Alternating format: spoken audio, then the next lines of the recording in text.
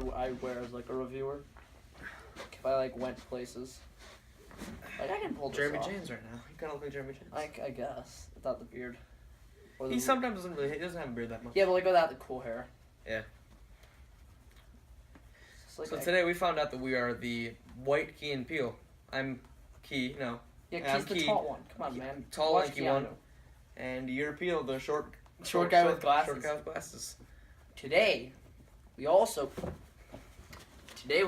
saw Kong Skull Island, Well, welcome to Late Movie Reviews with Movie Rants. the show that not a lot of you watch. Yeah.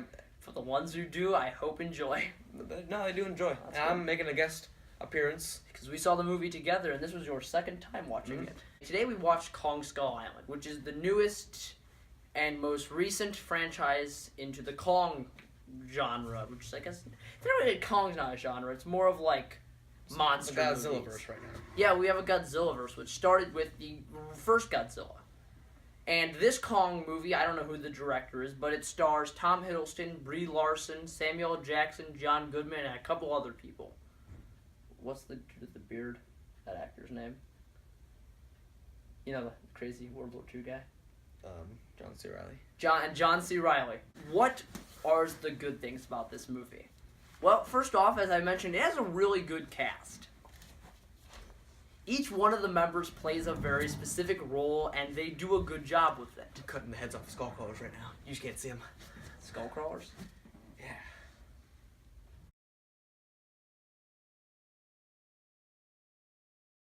We're gonna call them whatever we want. What? Welcome to Movie Rants. It's like the third time we said welcome to Movie Rants. This is my show. Yeah, I'm kind of here. But anyway, so You wouldn't have a show without me. That's true. 'Cause you're the channel. Yeah. But Tom Hiddleston plays a tracker, and he does a really good job with that. He plays kind of Tom Hiddleston himself is very debonair. Well, not debonair actually. He's very smooth. He has some good lines, and he's kind of. If I had to pick a main character, yeah, there's reasons. But if I had to pick a main character, it would probably be Tom Hiddleston. He serves a good purpose in the film. And he's a good kind of like Indiana Jones for the film. Brie Larson plays the war photographer. She's kind of her character. She takes pictures. That's really all she's there for, honestly. She's there, but she's also there to be two things. A, she's there to be sort of the romantic thing for Tom Hiddleston. She's actually there for three reasons. She's to be the moral compass. She's to be the love interest for Tom Hiddleston, and she's also there because we need a female for Kong to save. Yeah. But the good news is she doesn't fall into the normal damsel in distress role that Kong films have shown. She does hold her own, and she does serve she serves a purpose for the finale. Also, John Goodman is there playing one of the two John Goodman roles, either super nice John Goodman or super paranoid John Goodman. Thankfully, we got super paranoid crackpot John Goodman. He's really fun. He's genuinely fun to watch. He's there to yes, he does serve as kind of an exposition filter at points, but he does it in such a lovable way that you gotta love him. And Samuel L. Jackson's in this film, baby. Samuel Jackson plays Samuel L. Jackson in the film. He plays a Vietnam War general who brings his men to Skull Island at the permission of the government, and he slowly just deteriorates into insanity throughout the film. It also shouts out some pretty dang good one-liners. There's a lot. This movie is a one-liner like fest. Oh yeah, and then once they get to the island, you get to see a lot of cool spectacle. The color grading's good. There's all sorts of unique-looking monsters. There's spiders and these weird antelope things, and as you've seen in the trailers, they're the skull crawlers, which have such a really cool design to them. They're scary. They're terrifying. They have a lot of teeth, man. There's like a ton of teeth on those things. But they have such a good design that they really contrast well with Kong. And now on the subject of Kong, this is a second movie to the world of the Godzillaverse that Gareth Edwards set up in 2014's Godzilla. I'm not sure if that's the year. I'm not sure if it's 13 or 14. Tell me in the comments. I'm pretty sure it's 2014. Definitely. Yeah. A lot of people's major problem with Godzilla was that there's like genuinely 11 minutes of Godzilla in like a 2-hour movie. That's not the same here. Kong shows up relatively right away, and when he's there, you better believe you feel Kong's presence. Kong shows up, and oh boy is he awesome. This is one of the tallest Kongs we have. He's 100 feet tall, and he just stands, and you utterly love the design. You love how he just swats the helicopters like flies. And the opening sequence with the helicopters is very reminiscent to the Flight of the Valkyries from Apocalypse Now. Because this film, unlike 2014's Godzilla, is not set in the present. It's set back in the Vietnam War. So not only do you get like a monster movie, you also get like a time period piece. So you get all the Vietnam War guns, napalm. You get all this you get flashbacks. You get like the flashback with the music and everything. And it really works for the film. It feels like watching Apocalypse Now mixed with King Kong.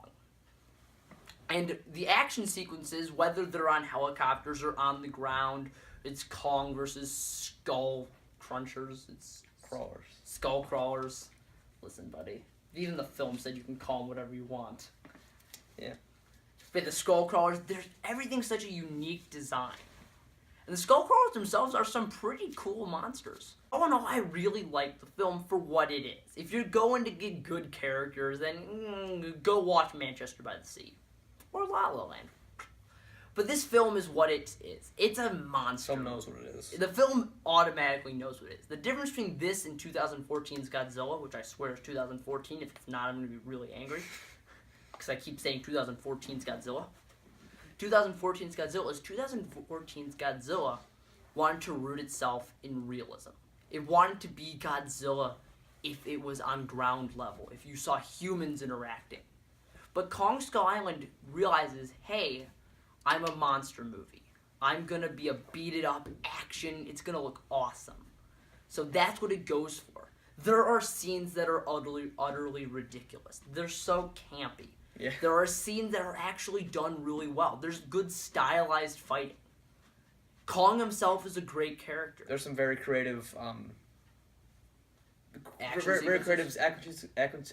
action sequences and some very creative ideas with the use of the monsters and the use of the humans. Especially with the Skull Crawlers. All in all, I think Kong Skull Island is so fun to watch. It's kind of like Pacific Rim in the realm where if you start actually looking at the story and start nitpicking like details, you're gonna ruin the fun. It's there to watch a giant ape beat the crap out of lizards, and I can't wait to see this Kong take on Godzilla because it's gonna be a spectacle. All in all, I give Kong Skull Island an 8.7 out of 10. It was just amazing. So, if you saw Kong Island, tell me what you think of it. Tell me if you liked it. Tell me if you liked the ending. Tell me if you were a fan of the Apocalypse Now mixed with Kong style. Tell me if you preferred this one over the Peter Jackson one. And if you have a comment of another movie you'd like me to do, please comment it. They can't see me back here. Hold on. I'm just getting the sword. They couldn't see me, but you ruined it by looking at me. Okay, we'll cut that part out. Talk. Okay. I'm just getting the sword. So, if you have another movie you would like me to review, please comment. I like doing these. I know they're not like the main part of the channel because we're a fan film channel. I'm gonna kill this guy. So, see you next time on Movie Rants.